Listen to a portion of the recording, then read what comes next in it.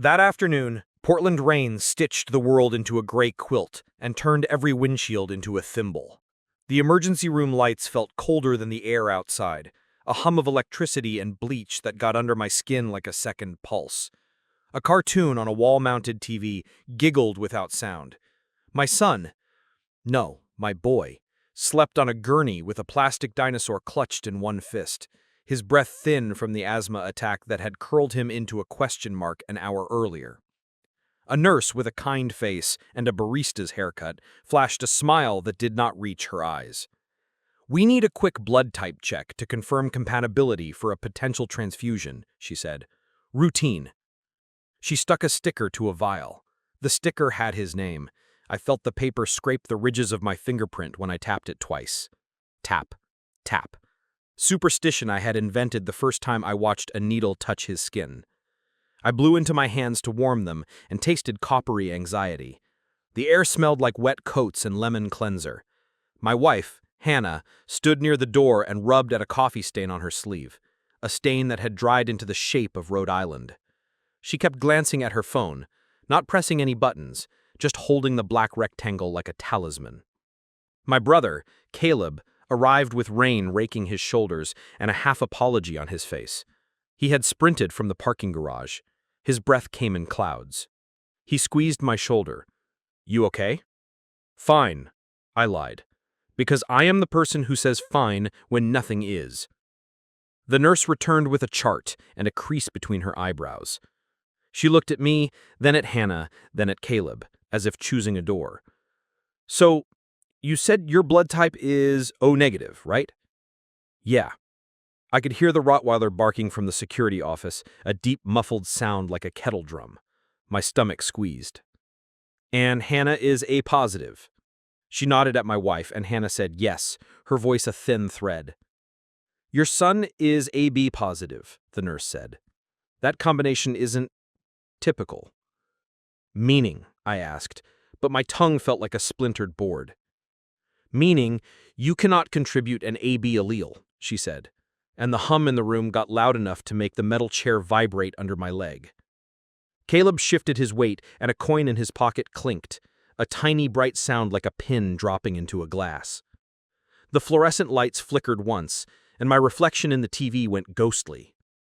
The nurse said she'd bring the attending, and I smelled the sharp lift of her hand sanitizer as she left.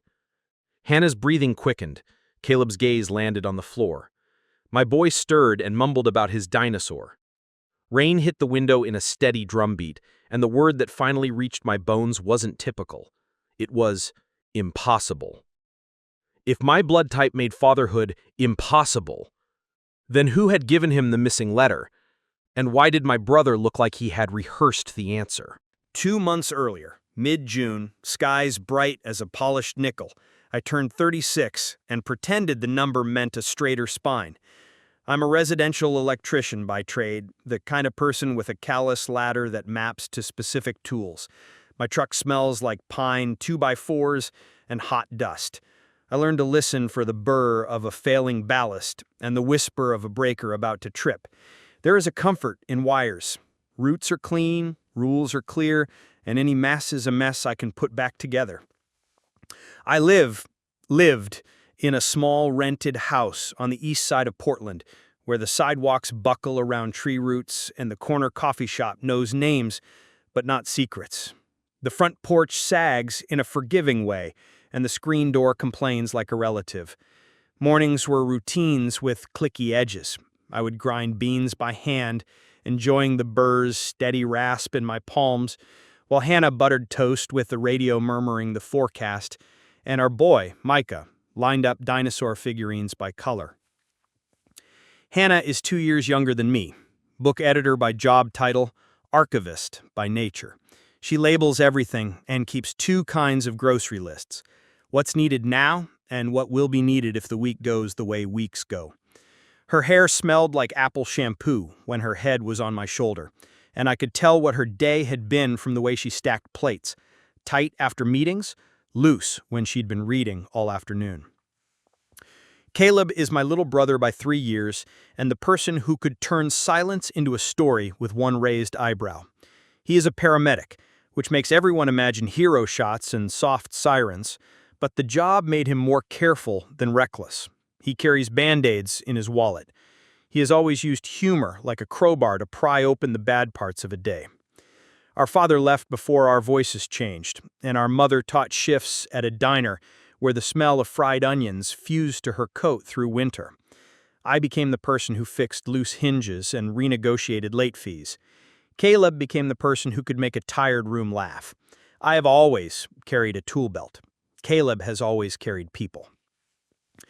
Hannah met me at a hardware store checkout where the credit card reader refused my card until I held just the right pressure over the chip.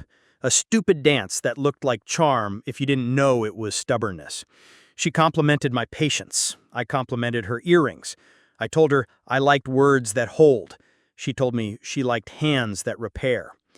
The first time Hannah had dinner with my family meaning just me and Caleb, my brother made a pasta with too much garlic and bragged about how he'd burned the bread exactly right.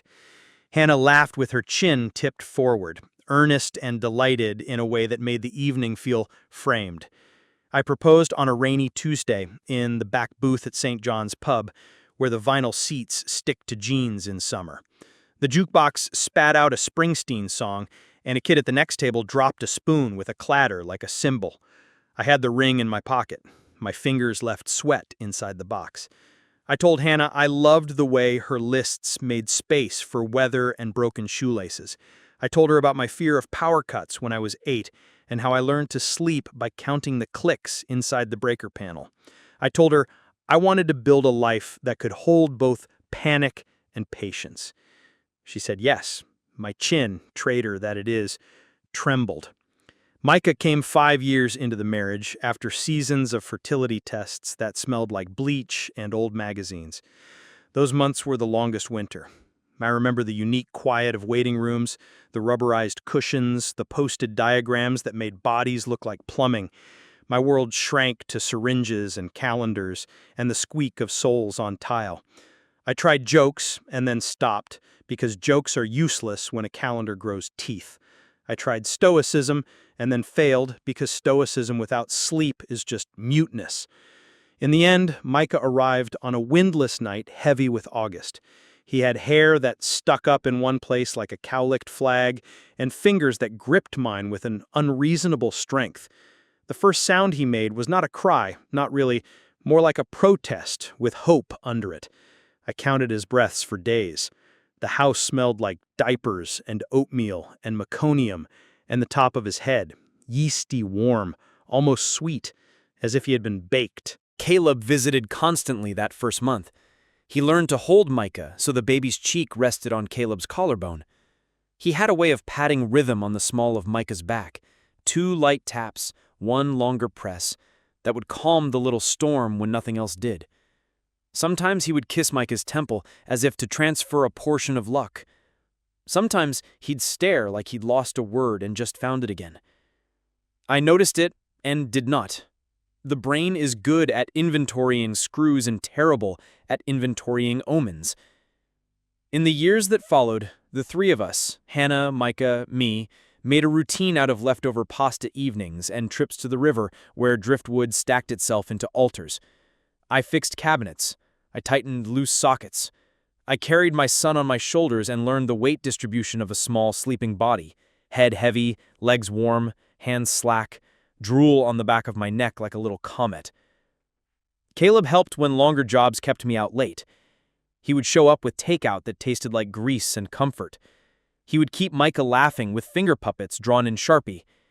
He dated sometimes women who wore boots like declarations, and sometimes not. I did not ask, because asking can pry open answers that change furniture. Life did what life does. It moved forward with the clink of plates and the smell of rain. I did not suspect the foundation had been poured on sand. How could I, when the floor felt level under my feet? On the day the nurse said AB positive, a then meaningless detail returned. The first time Micah had a fever, and the only person who could get him to keep sips of Pedialyte down was Caleb, who matched his breathing to Micah's until the rhythm synced. It had felt like coincidence. It had smelled like eucalyptus rub and laundry detergent. The coincidence now felt like a map. And a map, once unrolled, asks a new question. What road have I been walking without seeing its end? 38 hours before the ER lights flattened my reflection, a letter arrived between a credit card offer and a hardware store circular. The envelope was medical white and felt too stiff. Inside, paper whispered against paper. I could hear the quiet rasp as I slid it free. A local clinic had mailed results from a routine health screening for Micah's school records. Blood typing as requested, the sheet said, with black boxes and simple letters. AB+. The letter also listed mine and Hannah's types from previous records, O- for me and A+ for Hannah. I set the letter on the kitchen counter where sunlight hit the laminate in stripes through the blind. The counter was still sticky from spilled orange juice. The house smelled like cinnamon from oatmeal and wet socks from a hamper that needed emptying. In the living room, Lego bricks waited to impale an unsuspecting foot. On the fridge, Micah's drawing of a green dinosaur ate a red car with a smile. The present was loud, bright, messy, ordinary. I Googled what AB+ meant, ignoring the throb between my eyebrows. The answer, bright and politely brutal, sat on the screen. AB children typically require an A or B allele from each parent. An O-type parent provides O, not A or B. Not possible, one site said, in the clinical voice of a robot reading a eulogy. My tongue went dry. I read it twice, and then a third time, as if repetition could change letters into mercy. I made coffee by habit and forgot to drink it. The steam rose and fogged my glasses and smelled like forgiveness I could not taste. The spoon clinked against the mug, and the sound felt like the minute hand of a clock. Under the letter, my phone buzzed and skittered like a beetle. A text from Caleb. Lunch later? A second text from Hannah. Editor notes in by 3. Can you grab Micah from soccer? A third from the hardware store about a sale on outdoor floodlights. The phone became heavy in my hand, a brick made of obligations.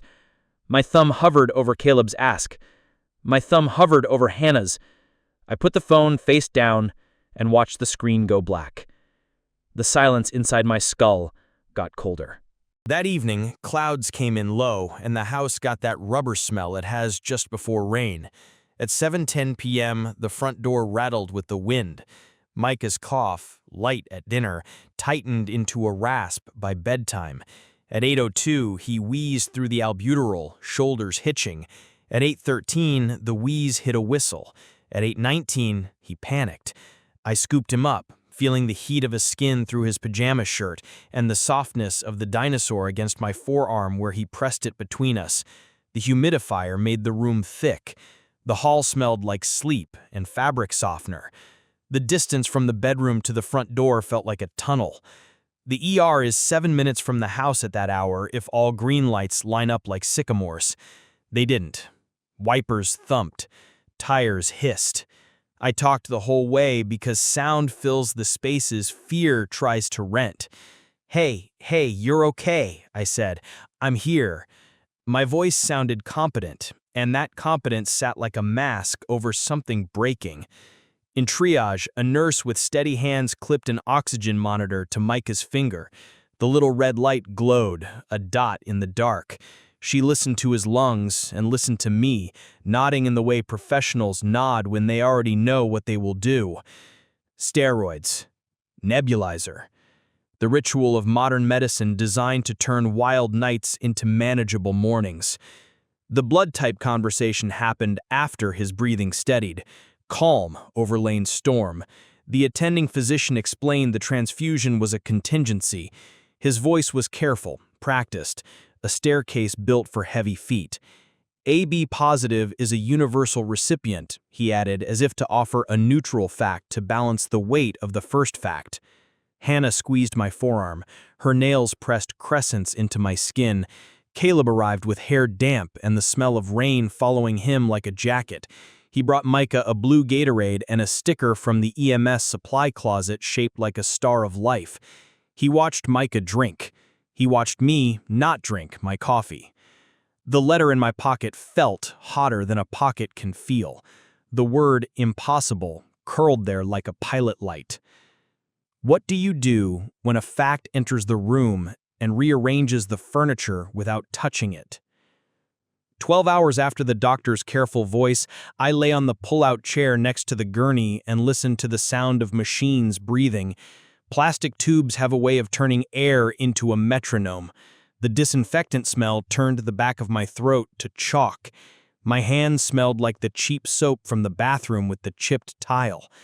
Hospital dawns do not begin, they just become. Hannah sat on the windowsill with her knees tucked up. Her coffee had cooled and developed the skin that makes it taste like pennies. She stared through the glass at gray parking lot water slicks.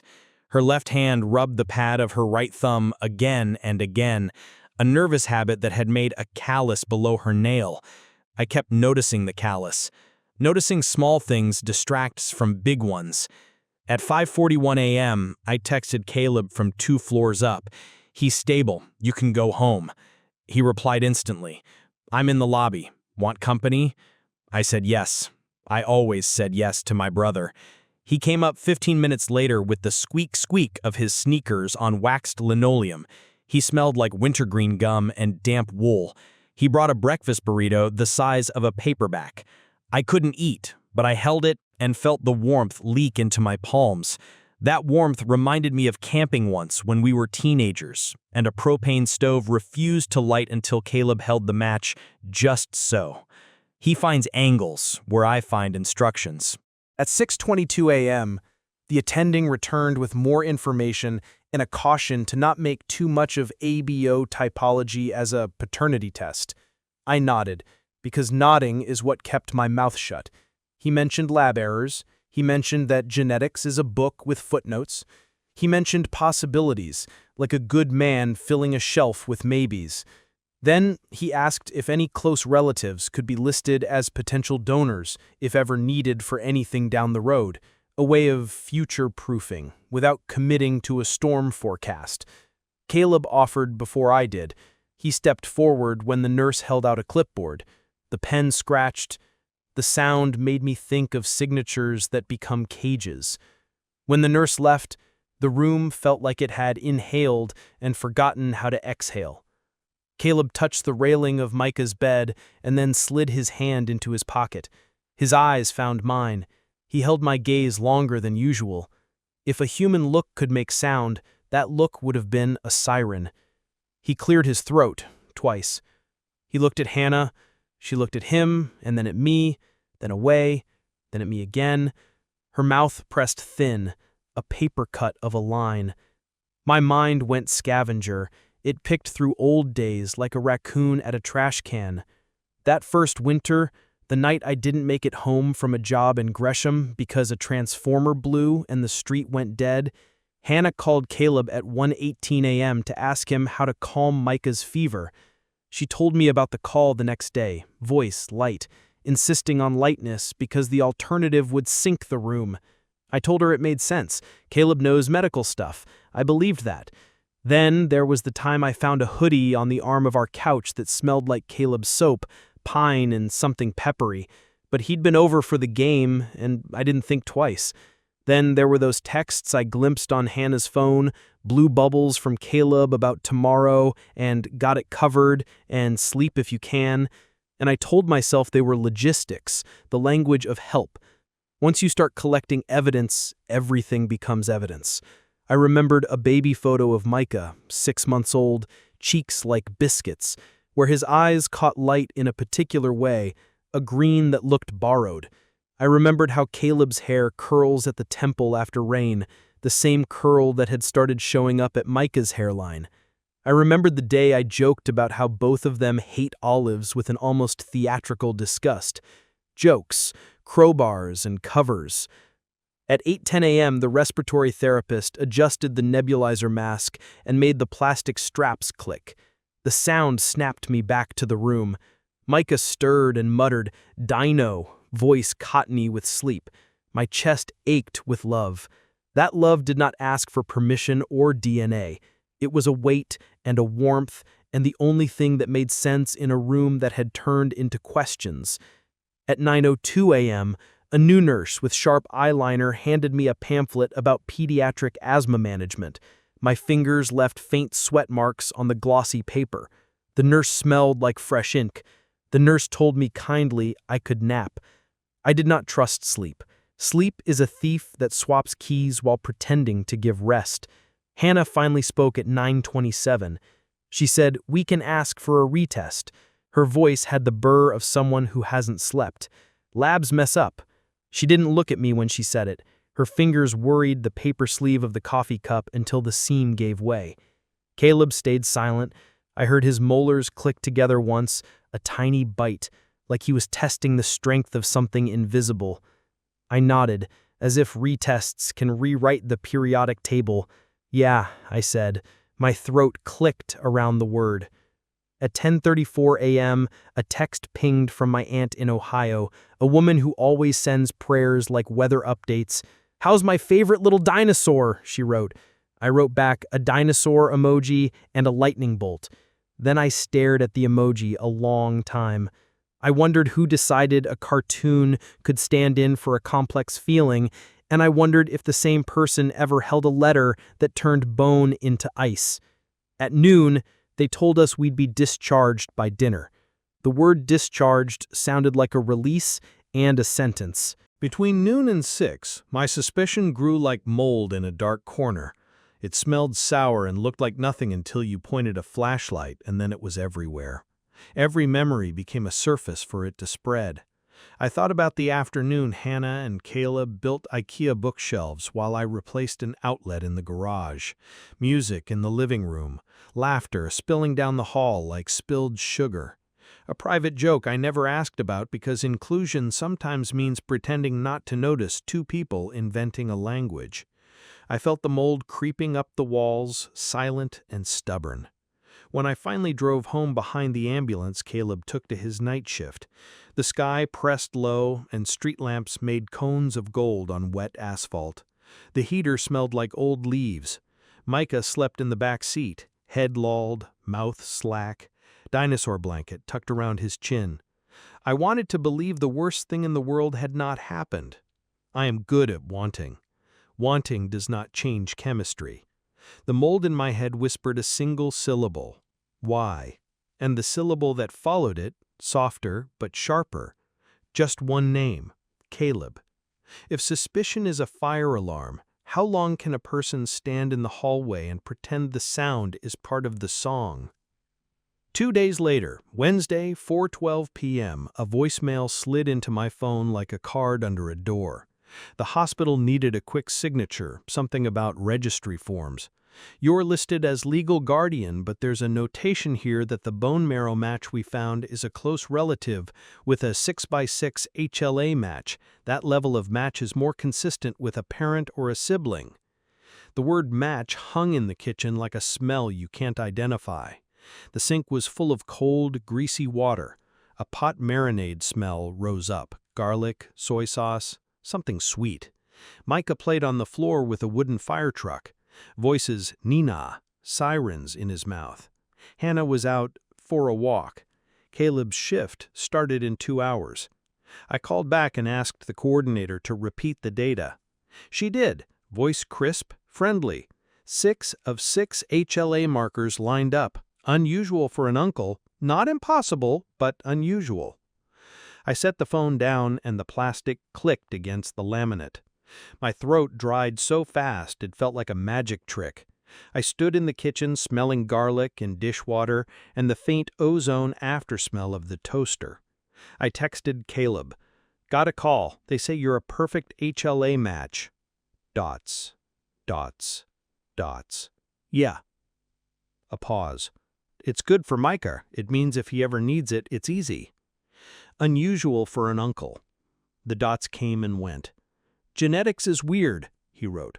"We look alike." My hands shook. I pressed my fingertips to the countertop and felt the cold through the laminate. I could tell exactly where a seam hid under the fake wood grain. I could feel the line because I'd learned to notice seams. When Hannah came home, her cheeks were flushed from wind or fear. She set her phone face down. She hugged Micah. He wriggled and made siren sounds. She smelled like the outside, wet leaves, faint wood smoke from someone else's fireplace. I watched the way her hand lingered between Micah's shoulder blades, the way she squeezed the top of his arm, micro-movements that said, "Mine." I asked Caleb to come by before his shift. He texted he was already in the neighborhood. Of course he was. He arrived in his uniform, with a jacket that rustled when he took it off. He ran a hand through his hair and left damp grooves from the rain. He glanced at Micah, and then at me, and then at Hannah. He opened his mouth and closed it again. I had always believed I could read my brother. I can't read him when he decides to stop narrating. I handed him the letter with the AB+. He read the bolded letters. His jaw flaxed. A tiny pulse beat in his temple. He looked at Hannah again. She lifted her chin. "Say it," I said. The words surprised me with their own volume. They felt like nails hammered into a hollow door. "In the hospital later isn't the place," Caleb said. "Let's not say it." Hannah made a sound like a breath, stumbling. She set her hand on the counter and kept it there. Her ring clicked against the surface. "Caleb," she said softly. He took a breath and a second breath. He placed the letter on the counter so gently it looked like a fragile animal. "I'm the match because—" His voice caught. He looked at Micah, his face folded in a way I had never seen, a crease at the center, like paper being bent. "Because I might be more than an uncle." The room unplugged. No sound but the fridge's low hum and the rain pattering at double time. "Might," I said. My voice had become an instrument I didn't know how to tune. He nodded once, then twice. We didn't plan." He swallowed, fumbled, started again. "I think he's mine." Hannah's hand found the back of a chair. She steadied herself. She didn't cry. Crying would have been a mercy. Her face was a study in angles. "Think," I repeated, "because if something can be reduced to a hedge, maybe it can be shrunk enough to hide." Caleb's second sentence came out small. "I'm sorry." Apologies are matched to outcomes. The right size apology does not exist for this. If the first twist is a confession half swallowed, what gets forced out when silence finally runs out of places to hide? That night, 10:03 p.m., the house felt like a stranger wearing my shirt. The lamps threw light that made corners look accusatory. I cleaned the kitchen in the way grief cleans, unnecessarily, furiously, with precision that has nothing to do with surfaces and everything to do with control. The metal scrubber rasped against the pan. The sound scratched my teeth. Grease gave up under hot water. Steam fogged my glasses. I took them off and blinked into blur. Hannah hovered in the doorway, flannel pajama pants, sweatshirt that had my college crest. She tugged sleeves over her hands like fingerless gloves. "Evan," she said. My name sounded like a tentative knock. I kept scrubbing. "When?" I asked. "How?" Words like screws. "Why?" She swallowed. "It was the winter after Micah was born, that terrible month when you were gone for the storm outages, and I was alone a lot. Caleb came by with food. He held Micah for hours so I could sleep. I fell asleep on the couch one afternoon and woke up with Micah on my chest and Caleb asleep on the floor. He looked so tired I felt—" She stopped. She rephrased.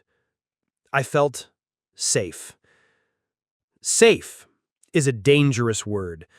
Safe is the slope in a story where two people let gravity choose. I told myself it was nothing when my head found his shoulder, she said. I told myself it was gratitude. It happened once. One time. We both said it was a mistake. We said we would never tell you. I hated myself. I put the scrubber down and felt its wire under my thumb, sharp and real. One time, I said. I didn't know whether to hope that was true or hope it wasn't, because the math in my head was doing something with ovulation charts I didn't want to watch. Breath tightened. A belt pulled one hole too tight. She spoke in a rush, words tripping, the way a person runs downhill, because stopping would mean falling. Evan, I never wanted to hurt you. I never wanted to ruin this. I kept thinking I would tell you, and then you'd make a joke about the dishes, or we'd all laugh at a cartoon, and the moment to tell you would leave the room like a dog that hears thunder. You don't. I looked up. Her eyes were red, not from tears, but from the effort not to cry. The house smelled like lemon cleaner and a hint of diaper pail and the burnt edge of toast from breakfast that morning. You were my safe, I said, and the word tasted different in my mouth than in hers. I know, she said, so quietly the fridge hum almost covered it. My grip on the edge of the counter tightened until my knuckles ached. I remembered the way my father left, a note on the table that smelled like motor oil and rain. I remembered the way my mother's hands shook over a frying pan. I remember being 13 and deciding I would never be the person who ran. I didn't run. I didn't stay. I froze. At 11:18 p.m., Caleb texted, "Off at 7. Can talk after?" I wrote back, "No." Then I erased it. I typed, "Come at 9. My thumb hovered. I pressed send. The blue bubble felt like a fuse. I slept on the couch that night. The cushion smelled like dust and a Febreze attempt from last spring, and I didn't sleep. I watched the red digits of the cable box blink hours. I listened to the house breathe. I heard Micah cough twice at 2:07 a.m. and again at 2:39. I heard Hannah cry once in the bathroom, a small sound, like a dish chipped in a cabinet. At 5:55 a.m., I made coffee that tasted like metal and regret. My hands shook enough that some ground spilled onto the counter and made constellations. I wiped them up with a sponge. I pressed the sponge too hard and the water squeezed out warm and dirty. At 7:12 a.m., Micah padded into the living room with bed hair and dinosaur pajamas. He climbed into my lap and tucked his head under my chin. He smelled like sleep and toothpaste, that particular minty child smell that makes your chest ache with a kind of love that does not care for DNA. He poked my cheek. "Are you sad?" Children do not ask with malice. Children ask like they're offering you a cup of water. "I'm a little sad," I said, honesty like a door crack to keep a room from growing mold. "Do you want Rex?" He held up the plastic dinosaur with a scraped horn. The plastic felt cool against my palm. The generosity of small people should be illegal. "Yeah," I said. "Thanks, buddy." My voice dropped into the gravel of near tears. He didn't notice. He made the dinosaur roar and pressed it to my nose. The world shrank to a toy, pressing a ridged horn against skin. At 8:58 a.m., Caleb knocked. He stepped inside without waiting for the second invitation, because his whole life has been invitations granted before they were fully asked. He stood in the doorway, an EMT jacket draped over his arm. The jacket smelled like diesel and wintergreen gum. He looked at me like he wanted me to punch him so the story could reset to two boys in a backyard solving anger with bodies instead of sentences. "I'm here," he said. His voice had that paramedic calm, the steady meter that talks strangers out of shock. Micah yelled, "Uncle Caleb!" and launched into his arms. He caught him and spun him like he has since Micah had bones sturdy enough to trust the air. He kissed his hairline without thinking. I watched the kiss like I was watching a bank robbery I couldn't stop.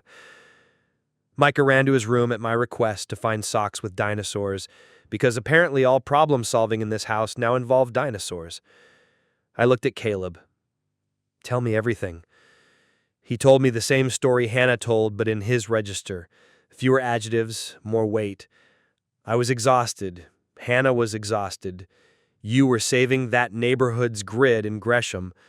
I fell asleep with my hand on Micah's back. When I woke, Hannah was watching me like she was trying to memorize something she might never see again. She put her head on my shoulder. I didn't move away because it felt like warmth after a really long shift. I let it sit there. It felt like a terrible idea that could pretend to be a good one for 5 minutes. He swallowed. I should have left. I didn't. I breathed once through my nose, hard enough to sting. The air smelled like coffee and the rubber of Micah's toy tires from the night before. He continued, "It was one time. After, we didn't talk about it, and then we did, and the talking made it real and made it less real at the same time. I promised her I would never tell you, because telling you felt like cutting a wire in the wrong order. I figured if Micah was yours, the truth would be poison that served no one. If he was mine, I planned to leave the state. I had a job offer in Reno. I said I'd take it. You stayed." He nodded. "I stayed because you needed me, because Micah needed me either way, because the leaving felt like a guilt move more than a fix." The coffee in my stomach turned to concrete. "And you didn't think I needed the truth more than a warm body for childcare?" He met my eyes. "I thought I was protecting you. That's the stupid thing about protection. It's indistinguishable from control." Wind rattled the window. The tree outside scraped the glass.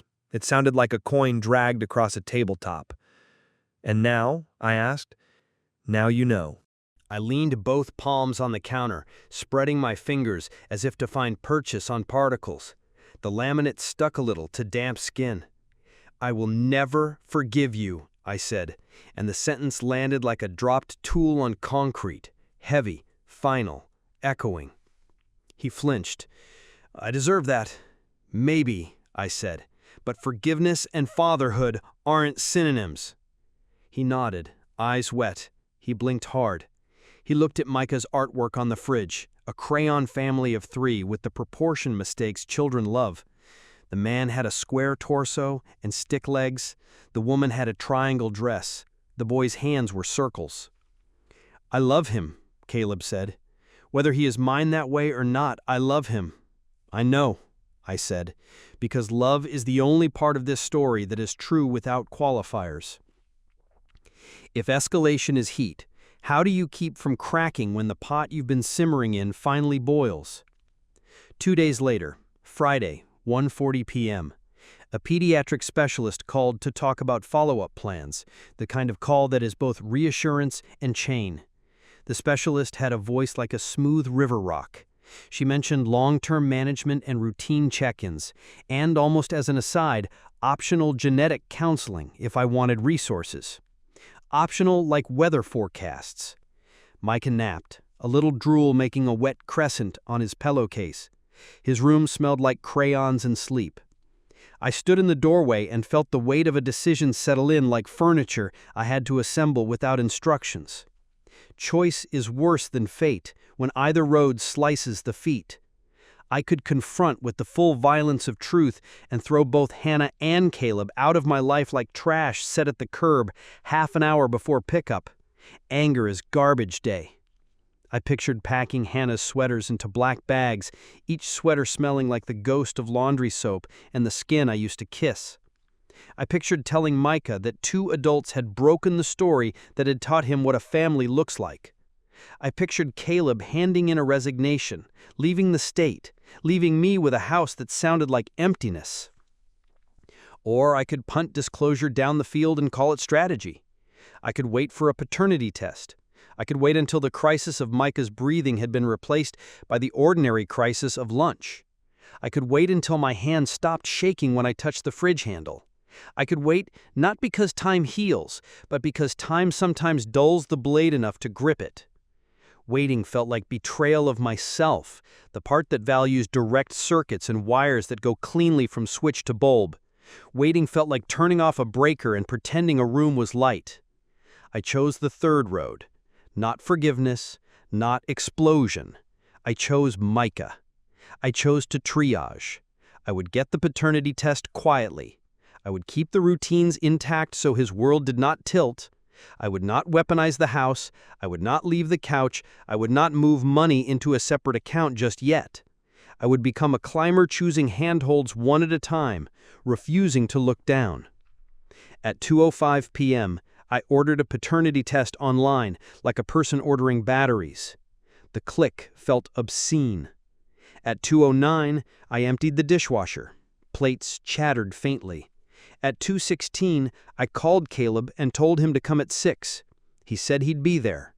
At 2:20, I drank water that tasted like copper because I had bitten my cheek without realizing it.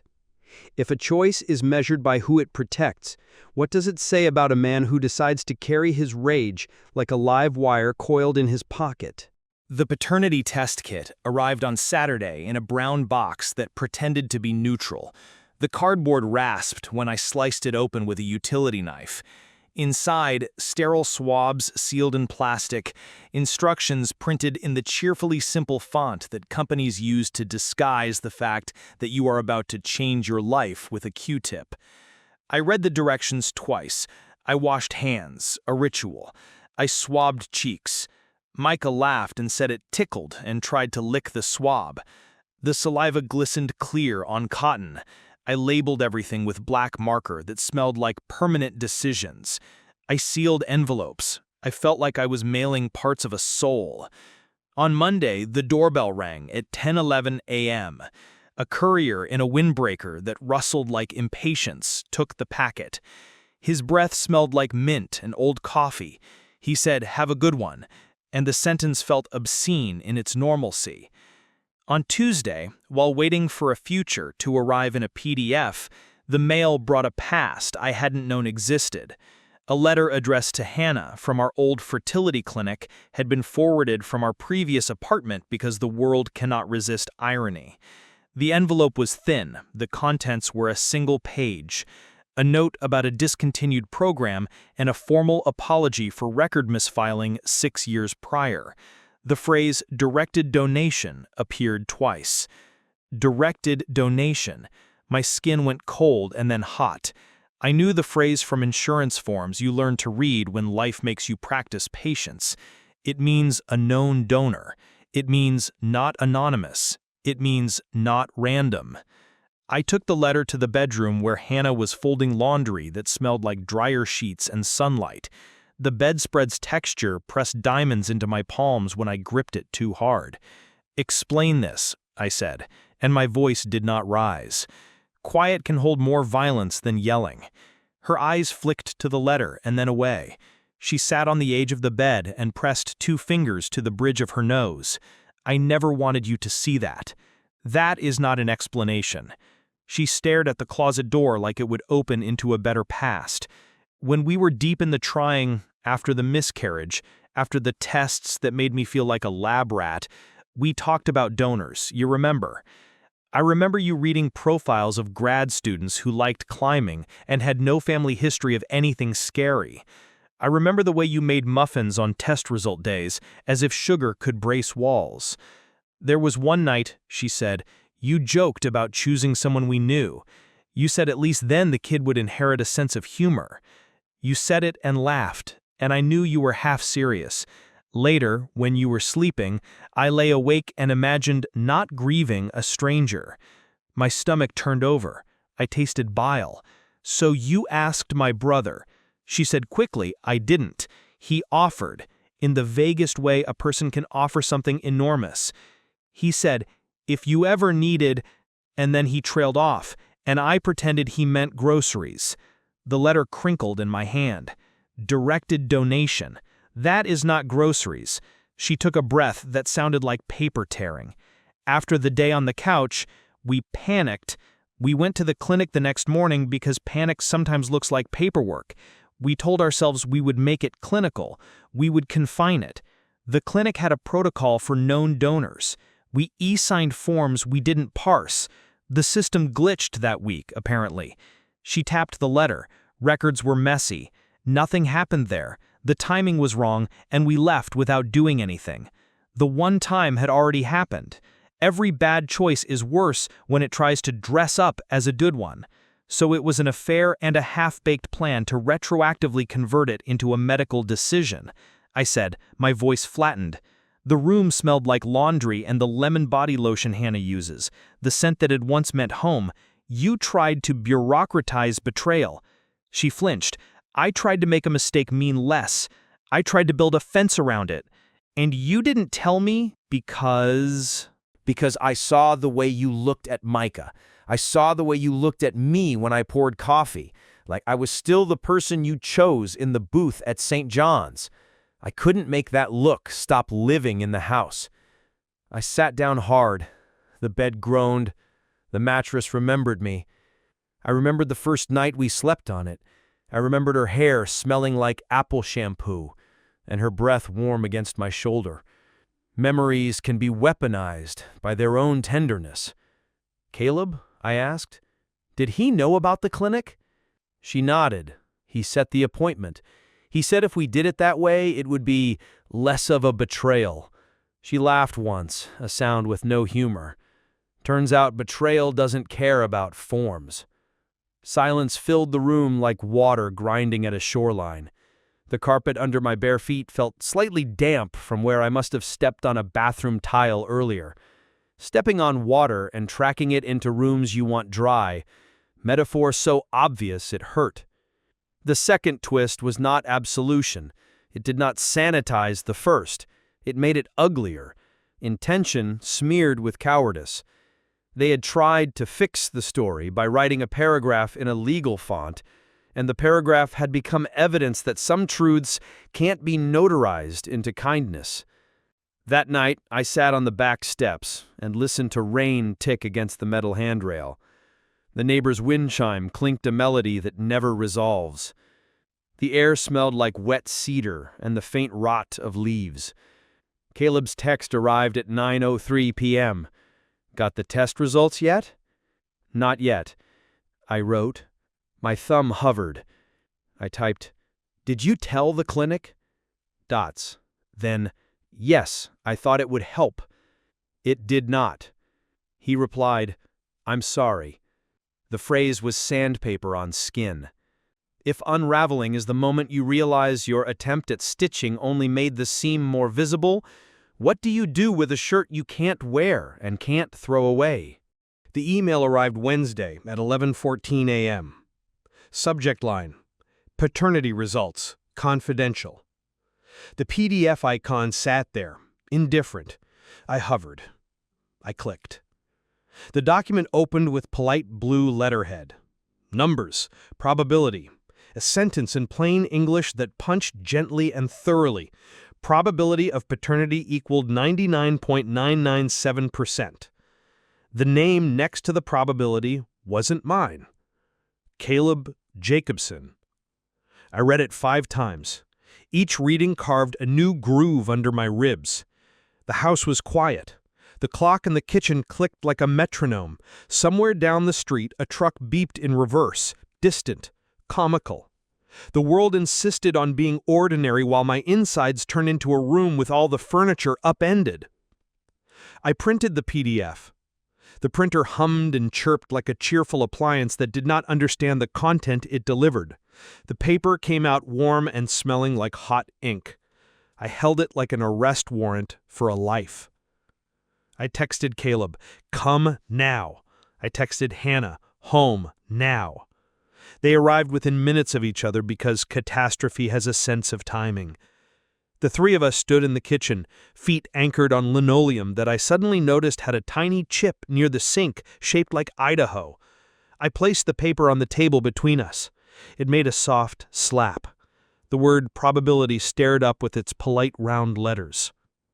Hannah covered her mouth, her eyes shut. When she dropped her hand, I saw her resolve as something brittle and brave. "Say what you need to say," she said. Caleb looked like a man waiting for a sentence to be read. He put both hands on the back of a chair and gripped. His knuckles went white. The chair creaked, small pop like a complaint. I started speaking and didn't stop because stopping would mean thinking about breath. "You two broke me in a way that will affect my posture for the rest of my life. I will tilt differently when I stand. I will never trust the way rain sounds on this roof. I will never look at this counter without seeing a letter. You did that. You made a choice, and then you made a second choice to let me live in a lie long enough to build furniture on it." Hannah's voice trembled but held. "I know," she swallowed. "Tell me what happens now." I don't know, I said. I know what doesn't happen. I don't disappear. I don't surrender my fatherhood because DNA decided it wanted to be a headline. I don't let Micah hear this before he learns to tie his shoes without crying. My voice broke on the child's name. I reined it back.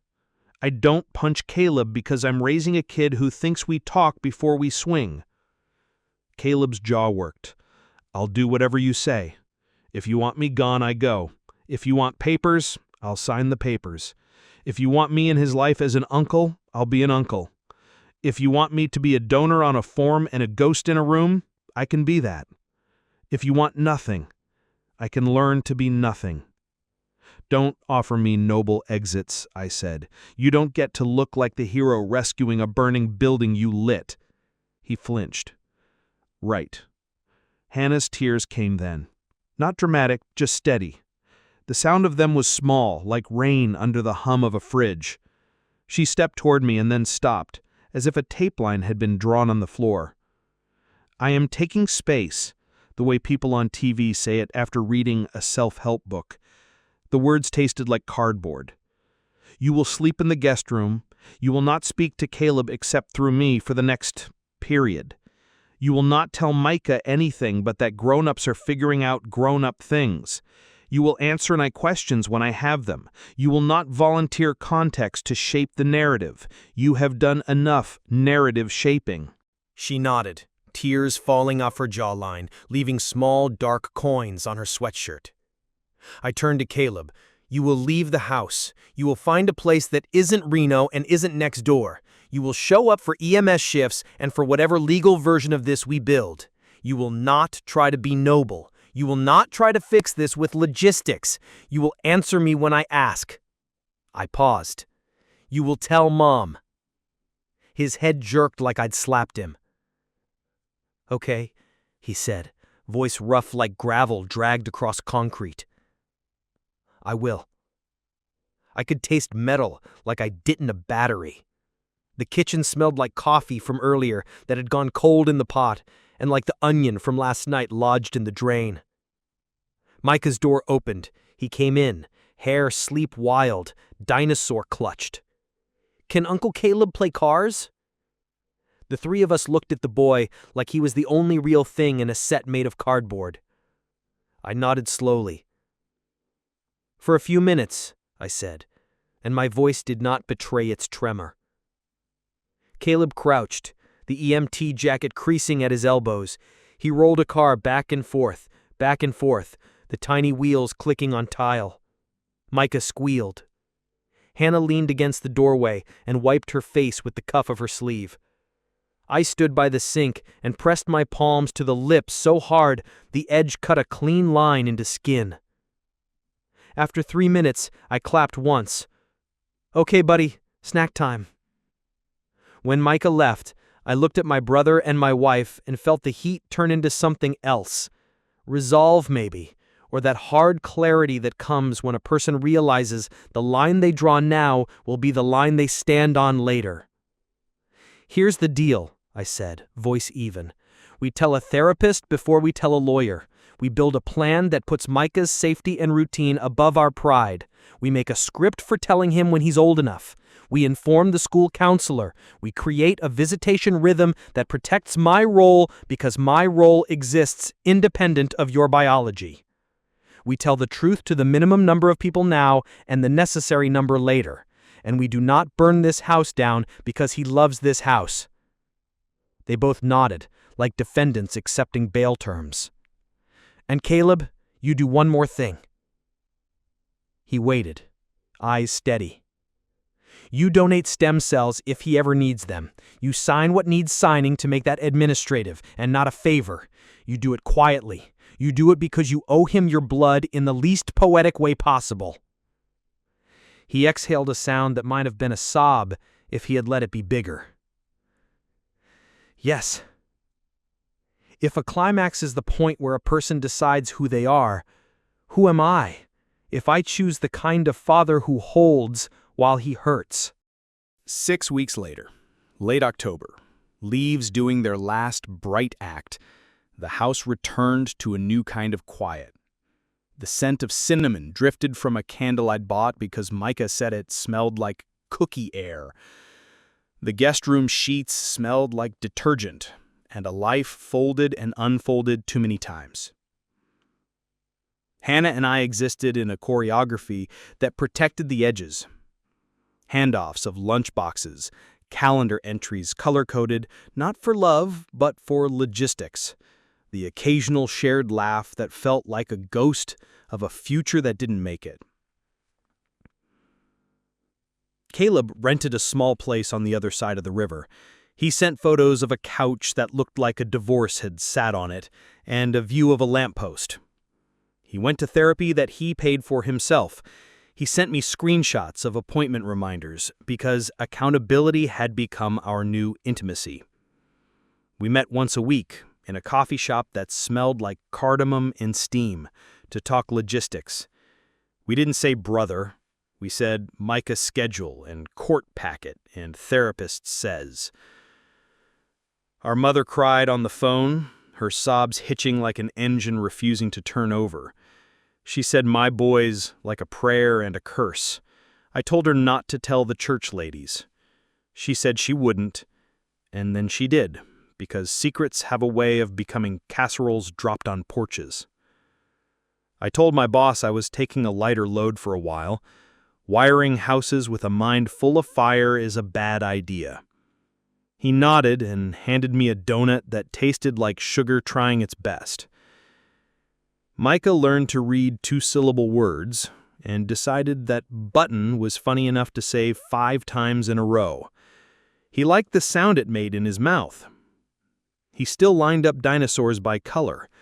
He asked why Uncle Caleb's apartment had fewer toys. I told him adults sometimes live like that, which is a truth and not a truth. The therapist we chose together, hair like silver wire, voice like quiet water, helped us write a script for the conversation that would happen when Micah was old enough for the more complicated quantifiers. For now, the script was simpler. Grown-ups made a mistake. Grown-ups are fixing it. Every adult in your life loves you in ways that are different, but not competitive. We practiced saying it in a room that smelled like tea. Practicing did not make it easier. It did make it possible. The legal papers took their measured time.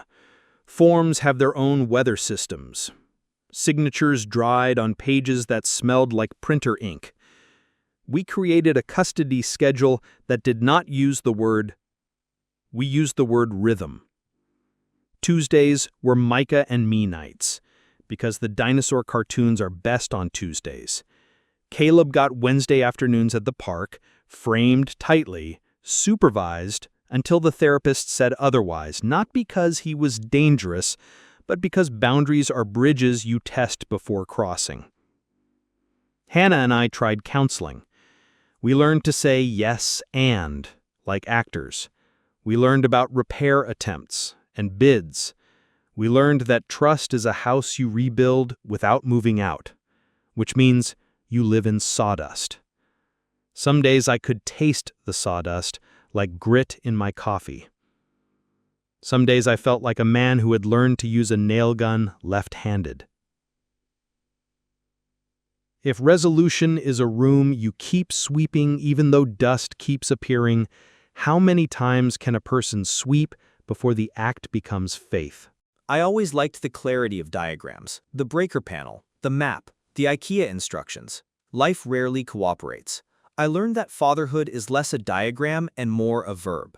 It is packing snacks and learning the names of dinosaurs, and sitting in your truck outside the school because a song on the radio made you cry, and you need the tears to finish before you walk in. It is buying the exact orange crayons that draw the sun correctly for a 5-year-old who is unreasonably precise. It is admitting that my brother's DNA sits in my son's cells, and that the fact is both a wound and a warranty. If the world ever requires a match, we have one. I learned that love of a child is stubborn and not interested in paternity PDFs. The PDF sits in a folder with tax returns and immunization records. It is a fact. It is not the story. The story is Micah's laugh when he finally makes the Lego piece click into place. The story is the weight of his hand in mine as we cross a street that smells like rain and gasoline. The story is the way he falls asleep in the back seat sometimes, mouth open, plastic dinosaur on his chest like a gargoyle. I learned that forgiveness is not a door you walk through. It is a hinge you oil once a week so the door stops squeaking as loudly. If reflection is a mirror that shows both the scar and the skin that grew around it, who am I if I decide the scar is a map, not a warning sign? Tonight, Micah fell asleep with his head against my ribs, breath warm, small snores like mice in walls. I lay there and counted them, and for the first time since the letter, I trusted the math.